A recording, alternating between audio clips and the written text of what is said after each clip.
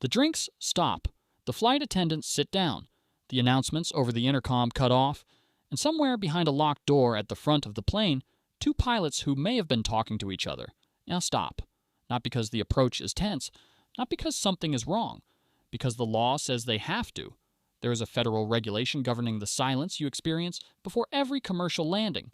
It has a name, it has a year, and it exists because before it was written, perfectly functional aircraft were falling out of the sky while their crews were distracted by completely routine things. A conversation, a meal, a light bulb that wouldn't stop blinking. Most passengers notice the quiet. Almost none of them know why it happens. The assumption is focus. The pilots are busy. This is the hard part. Naturally, they're concentrating. And that is technically true, but it's incomplete. What's actually happening in those final minutes is a piece of federal safety architecture, built from accident reports and numbered crash investigations, quietly executing itself 90,000 times a day in U.S. airspace alone. The rule has a name. The crashes have case numbers, and the same idea has since spread to surgery, critical care medicine, and nuclear operations. Let's start with what the silence actually is. The silence has a formal name. It's called the Sterile Cockpit Rule, and it's encoded in Title 14 of the Code of Federal Regulations, Section 121.542. The FAA enacted it in 1981. And what it says, in plain terms, is this. Below 10,000 feet, flight crew may only communicate about things directly required to operate the aircraft safely. That's it. No personal conversations, no cabin crew check-ins that aren't operationally necessary, no reading material that isn't a flight manual, no meals, nothing that isn't the plane, the approach, and the landing. The 10,000-foot threshold isn't arbitrary. That altitude was chosen because pre-1981 accident data showed that distraction-related incidents were disproportionately concentrated in the final descent phase. The window, when the aircraft is closest to terrain, moving fastest relative to the ground, and most demanding of crew attention. Below 10,000 feet, there is no margin for noise. Here's what that means in practice. The moment your aircraft descends through 10,000 feet on approach, the cockpit legally converts into what the FAA calls a sterile environment.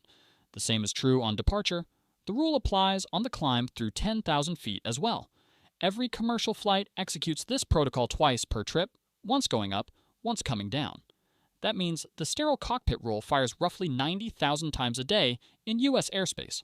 Globally, the International Civil Aviation Organization has adopted equivalent standards, which means on nearly every commercial flight on Earth, this moment of enforced silence is happening simultaneously in cockpits on every continent. You've lived through it on every flight you've ever taken. You felt it as the intercom went quiet and the cabin crew sat down. What you were feeling was federal law being followed. The seatbelt sign, by the way, is not a coincidence. Airlines commonly use the illumination of the fasten seatbelt indicator during descent as the operational signal that the cabin crew is transitioning to sterile cockpit protocols. When that light comes on and the flight attendants stop moving through the aisle, they're not just preparing for turbulence. They're stepping out of a communication channel that is now legally restricted. But here's what that doesn't explain. Why does landing demand this level of enforced silence in the first place? What are the pilots actually doing in those final minutes that makes any other conversation so dangerous? The aircraft you board for a 4-hour flight spends roughly the first 3 hours and 45 minutes in a configuration designed for efficient cruise. The engines are set, the flaps are clean, the autopilot is managing altitude and heading. The workload is genuine but manageable. Then the final 15 minutes happen, and everything changes at once. On a Boeing 737 approach, the flap configuration alone changes 5 to 6 times. From clean wing through flaps, 1, 5, 10, 15, 25, and finally 30 or 40 degrees for landing. Each flap setting changes the aircraft's aerodynamic profile, its stall speed, its approach speed target, and its noise characteristics. Each change requires a call-out between the two pilots, a verification, and a visual instrument check. These are not passive events.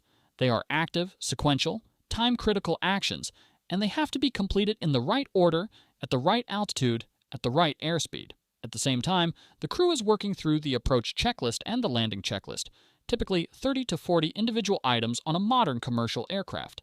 Pressurization, fuel balance, hydraulic systems, landing gear, auto brake settings, missed approach procedures in case the landing can't be completed.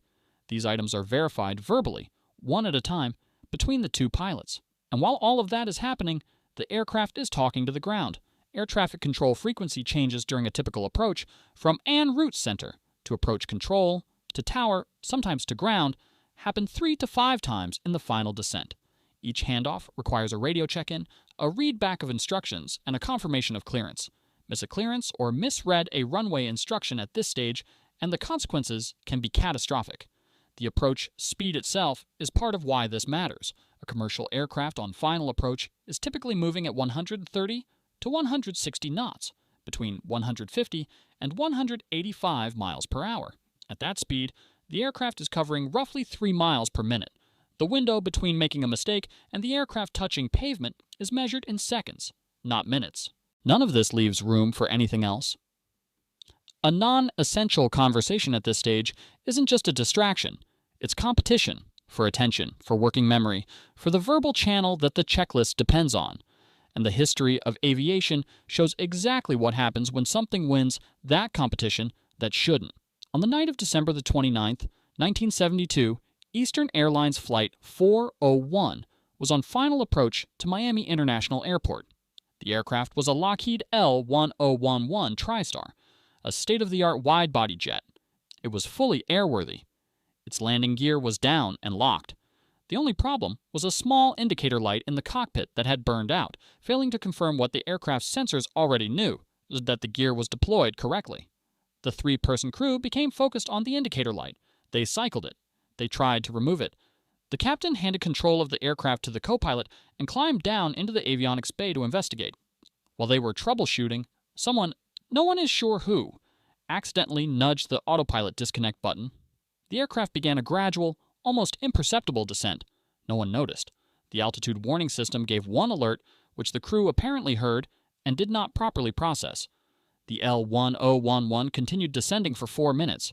At 11:42 p.m., Flight 401 struck the Florida Everglades at approximately 227 miles per hour. Of the 176 people aboard, 101 were killed. The landing gear had been down the whole time. The indicator light was a $12 bulb. 6 years later, on December 28, 1978, United Airlines Flight 173 was approaching Portland, Oregon, when the crew experienced an abnormal landing gear indicator. A different aircraft, a different crew, the same pattern. The captain elected to hold the aircraft in a holding pattern near the airport while troubleshooting the issue. The first officer and flight engineer noted the fuel state multiple times over the next hour. The captain, focused on the mechanical problem, acknowledged but did not act. At 6:15 p.m., all 4 engines flamed out. The aircraft crashed short of the airport. 10 people were killed. The NTSB investigation of Flight 173 produced a finding that changed aviation forever. The aircraft was not broken. The crew was not incompetent. What failed was communication, specifically the first officer's ability to forcefully convey a life-threatening fuel emergency to a captain whose attention had been completely captured by a different problem. The report coined a new concept, crew resource management, the idea that a cockpit's greatest safety asset is not the captain's authority, but the team's ability to share information under pressure. The FAA had now seen the pattern twice. Distraction during the critical phase of flight. Crews focused on the wrong thing at the wrong moment. Aircraft that were mechanically sound, falling out of the sky because of what was happening inside the cockpit, not outside it. In 1981, the sterile cockpit rule was enacted. The FAA would later study 37 major accidents between 1959 and 1983 and find that the majority involved crew interaction failures rather than mechanical ones. The rule wasn't a bureaucratic response, it was a direct engineering fix, not to the aircraft, but to the human system operating it. Here's the part that should stop you. The idea behind the sterile cockpit rule, and silence non-essential communication during a critical phase, didn't stay in aviation.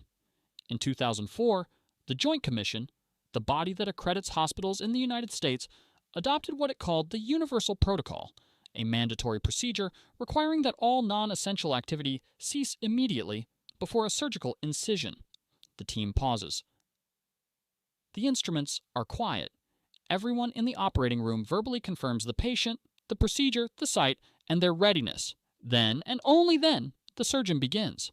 The protocol was designed in direct consultation with aviation safety researchers who had helped develop crew resource management training. The aviation people and the surgical people were looking at the same problem. Critical moments were being contaminated by noise. The World Health Organization's surgical safety checklist, introduced in 2008, extended the concept globally.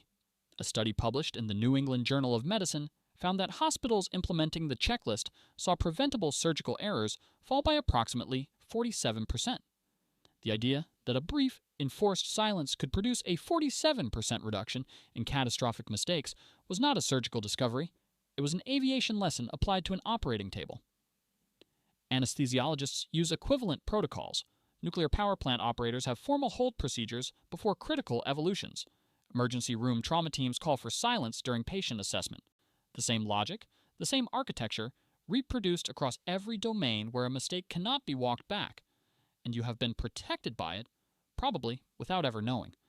Every commercial flight you have taken executed the sterile cockpit rule twice. If you have ever had surgery, your surgical team most likely observed a timeout before the first incision. If you have ever received general anesthesia, your anesthesiologist worked under equivalent quiet phase protocols. The silence before landing is not just a habit, it is a design pattern. One of the most replicated safety architectures in the modern world, first field tested in commercial aviation, then exported to medicine, emergency response, and critical infrastructure. It was built from wreckage, and it has saved an uncountable number of lives in rooms you have never seen. So here's where you actually land. After all of this, you came onto that plane thinking the silence before landing was just pilots getting focused.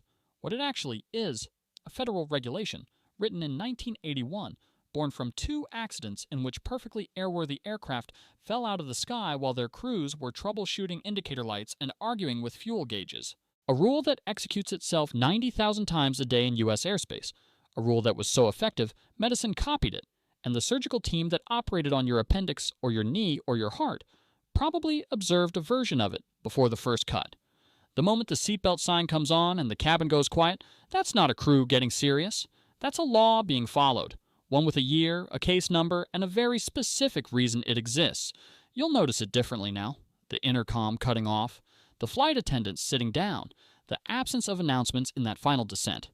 You're not just watching a crew prepare to land, you're watching the system activate, the same system that's been quietly protecting you on every flight you've ever taken. That's not concentration you're hearing in the silence. That's architecture.